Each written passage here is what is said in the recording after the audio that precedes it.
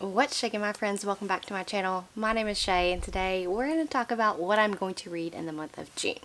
So June is going to start off with a bang because I'm going to be going down to Orlando the first weekend of June. Yes, I'm going to be going back to my happy place. I'm going to be going to the Orlando Informer event at Universal Studios. Super excited. Could not be more excited to be back at my happy place, and it's also my birthday.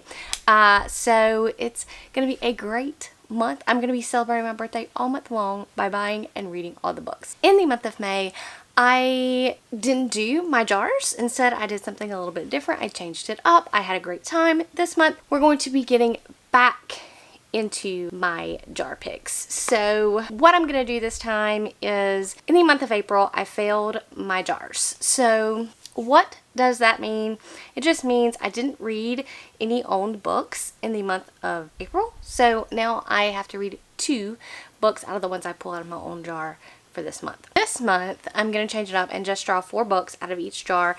And if you don't know how this works, I just basically hold myself accountable to reading 1 book per jar. In this case, since I failed in April on my owned jar, I will be reading 2 owned books. So that is a total of 5 books that I'll be reading out of my jars, and then I'll be able to choose whichever I wish elsewise. So this whole purpose of the jars is just kind of hold me accountable, where I'm not reading one kind of book. I'm not reading just all books I don't own, or I'm not continuing with series. So I at least have to continue 1 series each month. Hopefully I'm doing more than that. I have to read 1 new 2023 release in a month, 1 book that I own physically, and 1 book from my backlist that I don't have to own, just something that I am wanting to read. Let's just go ahead and hop on into it. I do have some books that I really want to get to this month, and I will talk about those after we pick these books. So we're going to pick 4 books out of the series jar. My series are getting very limited, so I'll just tell you that because, okay, this is Fury Song, and it's the 3rd book by Rosaria Munda that starts with Fireborn. So that's 1. And as always, this never disappoints me to get this. This is Fairy Revelations. I am on the 3rd book to that series. I mean, I'm on the final book, like book 6. Number 3, I have not ever picked Murderbot out of this jar. I am on the first full-length novel in Murderbot. I can't remember what book that is. And one that I literally pull out every single month, that's going to be Skullduggery Pleasant. And I'm on book number 3 in that series. So those are the 4 books I pulled out of my series jar. Now we will pull 4 books out of my new releases jar. So this has every book that I'm interested in reading that has come out in 2023. You can check out those videos. I release one every single month, and those books are all in here. So number 1 is going to be Going Dark, and I think that this is by Melissa De La Cruz. I'll have to tell y'all about it later. I can see the cover in my mind. Number 2, I'm pulling all the January books. This is, I don't know if y'all can see that, but it's Vampire Weekend by Mike Chen. That also came out in January. I am shuffling these. This is going to be Revel, which is a fantasy book. Came out in February.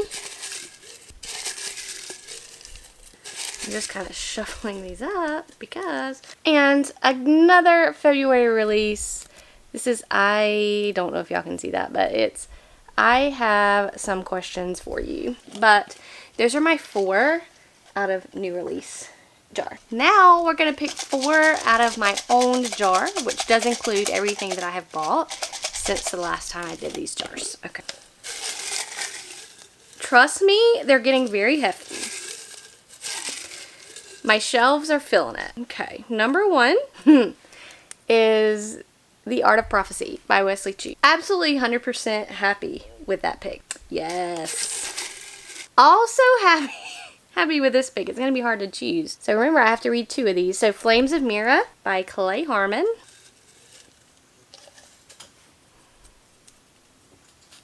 You saw the look I gave. This is Defend the Dawn, which is the sequel to Defy the Night by Bridget Kimmerer. So again, the reason why there are sequels in this jar as well is because if I own the sequel, I also have it in this jar, and I also have it in series jar. So it has double the chance to get picked. But typically, I don't tend to buy the sequel if I haven't read the first book. This is The Foxglove King by Hannah Whitten. So those are the 4 out of my own jar. And I did not put my backlist back in that tiny jar. I'm just going to leave it in this pouch until maybe we can get it down to a reasonable level. So let's go ahead and pull 4 out of here. Number 1 is Before I Let Go. I cannot remember who that's by. I can picture the cover in my head, but I'll have to let you guys know later. Number 2. This is The Four Winds by Kristen Hanna. I am a Kristen Hanna fangirl, but her books are very emotional and very large. So I have to kind of go slow with her. Number 3, The Bright and the Breaking Sea. I can see the cover in my mind by Chloe somebody, but I cannot see full thing. And then number 4 is 11/22/63. So I don't know why it's tonight. The word messing me up there. Okay. So let me tell you what all these books are about. So let's go ahead and start with what I pulled out of my series jar. So I, of course, pulled out Skullduggery Pleasant by Derek Landy. This is the first book. I absolutely positively adored this first book, and I really like the second book, and I find myself really enjoying this series, especially when I'm in the need of a palate cleanser. So the third one, which is what I'm on, is called The Faceless Ones, and I can't wait to get into more adventure. The next book that I pulled in my series jar is going to be Network Effect by Martha Wells, which is the first full-length novel, I believe, in the Murderbot series, which is what I'm on. I have not read Murderbot in quite some time, but I can be persuaded to dive back into that series. The next book that I pulled out of that jar is going to be the next book in the right area, Revelations, and that's going to be Persepolis. I think I said that right. I don't know, but it's actually the last book in this whole series, and I've just put off reading it. So far, the whole series is a 3-star series for me, and that's kind of why I've had no oomph to pick it back up, but it will complete a series for me, so that will be a win. And of course, the next one is another one that is a 3rd book in the series that will complete the series for me, and that's going to be Fury Song by Rosaria Munda. And this is a YA dragon fantasy, and I really think that it does political fantasy very well. More adult in that sense. I like the way the dragons are handled. I really like the politics of this world, and I highly recommend the series if you are a YA reader looking to get into more adult books, because while it is YA, it is kind of upper end of YA, has still some YA tropes, but I think that it's a great fantasy series, and I need to finish it off. Next, let's go over what we have in our new releases jar, and the first one I pulled out of that is Going Dark by Melissa De La Cruz. This is a YA thriller. It says, basically, it appears that it's following this influencer who vanishes after going on vacation with her boyfriend. So it's a YA thriller, something that I use as palette cleansers. By the way, I also love this cover. So, fantastic. The next one I pulled is going to be Vampire Weekend by Mike Chen. I've never read anything by Mike Chen, but I've always been very interested in his premises and what he puts out. So, this book came out in January, and it sounds like it's a satirical take on vampires. I really don't know. But being a vampire is far from glamorous, but it can be pretty punk rock. Everything you've heard about vampires is a lie. They can't fly. No murders allowed. The community hates that. And turning into a bat, completely ridiculous. In fact, vampire life is really just a lot of blood bags and night jobs. And it's about somebody who obviously is a vampire, and obviously somebody else is going to figure out their true identity. I'm not sure, but I'm excited to read this funny sounding book in like a normal vampire premise. So that sounds exciting. The next one I pulled is Revel, and I think it's by Lisa Mia Smith. If I'm pronouncing her name wrong, I'm really apologize. But this is inspired by Moulin Rouge and set on an island in a magical version of Prohibition era New York. Revel is a breathtaking YA standalone fantasy full of dazzling magic, romance, and mystery. So that's all I need to know. It clearly is a fantasy romance, so we will see if I get to it. I'm interested to see what it is all about. And then, of course, I have Some Questions for You by Rebecca Makkai. This book was everywhere. This was supposed to be like the next It book of 2023. I don't think it quite made it there. It was a book of the month pick. I think it may be like more literary fiction, and I think a lot of people that went into it thought it was a mystery thriller. A successful film professor and podcaster, Bodie Kane is content to forget her past, the family tragedy that marred her adolescence, her 4 largely miserable years at a New Hampshire boarding school, and the murder of her former roommate in the spring of their senior year.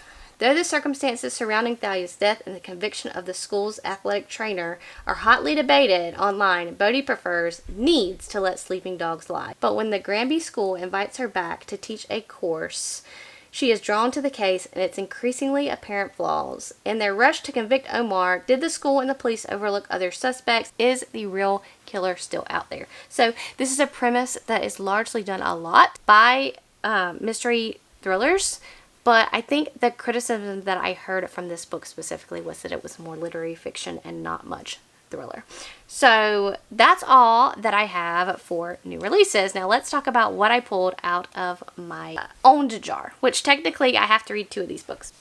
First, Defend the Dawn by Brigid Kemmerer. So this is the second book in the series that starts with Defy the Night. I read Defy the Night a long while ago. Why I never continued on, I don't know. I really like Brigid Kemmerer's writing style. I really like the series. I liked Defy the Night. I gave it 5 stars when I read it. I don't know what it is about her writing, but it is compulsively readable to me, and this is a YA fantasy series. I typically will read anything Brigid Kemmerer writes, even though I'm getting kind of out of the YA fantasy sphere. Her writing is so compulsive, and the whole series is about a book where basically we have rich people and poor people, and there's a sickness going around, and there is a cure for said sickness. But of course, the rich people have access to it and the poor people don't, and it's a whole warring thing. And I'm looking forward to continuing on. I think the last book in the series may be coming out later this year, so it will be the perfect time to go ahead and pick this one up. Next, let's talk about The Art of Prophecy by Wesley Chu. This is a big boy, but it's one that I have wanted to read for quite some time. First of all, I love this cover, and I think it has an older woman in there that intrigues me, but let's go ahead and read what it's about. So basically, let me just read the blurb of this. A prophesied hero must work with a band of unlikely allies to save their kingdom. Sounds, like a found family trope, and I think that there is an older woman in here is one of the characters, which I think is really, really cool. So many stories begin the same way, with a prophecy, a chosen one, and the inevitable quest to slay a villain, save the kingdom, and fulfill a grand destiny. But this is not that kind of story. It does begin with a prophecy, and that prophecy did anoint a hero, but that's where the story hits its first twist. The prophecy is wrong. So, first of all, this interior map is stunning. But I'm looking forward to reading that, and then we have another book that I'm very much looking forward to, and that's going to be Flames of Mira by Clay Harmon. And I don't know when the second book in this series is coming out, but I've been interested in this book. This one also has a freaking very cool map on the inside. So it says, magic and redemption in a world of fire and ice. Among boiling volcanoes under Mira's frozen lands, people like Ig are forced to undergo life-threatening trials that bind chemical elements to the human body. One of Mira's most powerful elementals, Ig, serves as an enforcer for magnate Sorello Adrian, but is cursed with flesh-binding magic that will kill him at the first sign of disobedience. When Sorello is overthrown, Ig quickly learns he can do far worse than what has been asked of him so far. If he can't escape the flesh binding in time, he will have to kill friend and foe alike to stop his master reclaiming the throne, or sacrifice himself trying. So that sounds really interesting. Also, I really like this cover. I am in it for the covers these days. And then, of course, I also pulled the Foxglove King, which I have this stunning Fairy Loot edition of. And I have to tell you that I read one of Hannah Witten's other books, the first book in her other series, her debut series, and we didn't get along that well. I didn't continue on with the series, but that doesn't mean that I'm not willing to give her a second chance. So this is a fantasy romance. A romantic epic fantasy that follows a poisoned runner who is thrust into a world of court intrigue, forbidden romance, and death magic. So, maybe I'll read it. Maybe I won't. Who knows? I don't. But I'm really excited by some of these picks that I have gotten. So let's move on to the books I pulled out of my backlist. The first one being The Four Winds by Kristen Hanna. I'm a big fan of Kristen Hanna. I've read The Nightingale, The Great Alone, and Firefly Lane, and the sequel to Firefly Lane, which I overall enjoyed all of those books. And of course, my battery died. So back to The Four Winds by Kristen Hanna. So I've heard this is a very emotional book. So, Texas, 1934, millions are out of work and a drought has broken the Great Plains. Farmers are fighting to keep their land and their livelihoods as the crops are failing, the water is drying up, and dust threatens to bury them. One of the darkest periods of the Great Depression, the Dust Bowl era, has arrived with a vengeance. This is an epic novel of love and heroism and hope, set against the backdrop of one of America's most defining eras, the Great Depression. So, already from reading the synopsis, we know this is going to be a tearjerker, but sometimes I like to be sad, if that makes any sense. I like for books to evoke emotion for me. So another one is going to be Before I Let Go by Kennedy Ryan. Romance, I use as palate cleansers. Kennedy Ryan is one of my favorite romantic writers because she doesn't just write about romance, she writes about hard-hitting topics in her romance, and that's like my favorite thing to read about. So this is her second chance romance, I think. Their love was supposed to last forever, but when life delivered blow after devastating blow, Yasmin and Josiah Wade found that love alone couldn't solve or save everything. It couldn't save their marriage. So it's going to be a second chance romance. I'm here for it. I really love Kennedy Ryan and the way that she writes. The next book that I pulled was The Bright and Breaking Sea by Chloe Neal. This is an adult fantasy. I think there's romance, of course, but this is a pirate adventure, so I'm excited. Okay, she brings her trademark wit and wild sense of adventure to a stunning seafaring fantasy starring a dauntless heroine in a world of magic and treachery. That's all we need to know. That's all we need to know. Obviously this is a romance, but I think it's gonna have some good fantasy elements in it too. I am hoping beyond hope. And then, of course, I pulled the chunker, 11/22/63. This has to do with John F. Kennedy's assassination and time travel. And that's all we need to know about, because am I really realistically going to read this book in the month of June? Probably not. Probably not, because it's 800 and some odd pages. That is a big chunker, but I do want to read it sometime. I do want to fit this in, but it's probably not going to be in June. Alright, so let me tell you guys what I want to read in June. So I have to read 5 of these books. Fine. There's 5 of these I can find and, find to read. I am loving it. But I would love to continue on with my Red Rising read along by reading Iron Gold, which is also a super huge chunker. But if I want to read Lightbringer shortly after it comes out, and it comes out in the end of July. But if I want to read it in August, shortly after it comes out, I have to finish this reread. So Iron Gold in June, it's happening. The next one that I want to read is The Poison Song by Jen Williams. This will tie up this trilogy for me, and while the second book is fresh in my head, I read it in April. I absolutely freaking adored that second book, and I am ready to dive in to the end of this series. I'm super excited about it. And also the second book in the War Eternal series by Rob J. Hayes, which I was okay about in the first book, but I want to really continue on and see if this series for me, and that's going to be With Lessons Never Learned. I am very excited about doing all of these, reading all of these books in June. So that's what I'm reading in the month of June. I'm also kind of participating in a Bookopoly thing with my book club, but that'll be fine. I have enough books that will fit those prompts, and I'm just excited for June. I'm excited for my birthday month. I'm excited to be getting another shelf. Yes, I'm going to IKEA this coming up weekend on my journeys to Orlando to get another bookshelf for me that hopefully I can continue to buy wonderful books. So that's going to be it, guys. Let me know what you guys are reading in the month of June, and I will catch you guys later.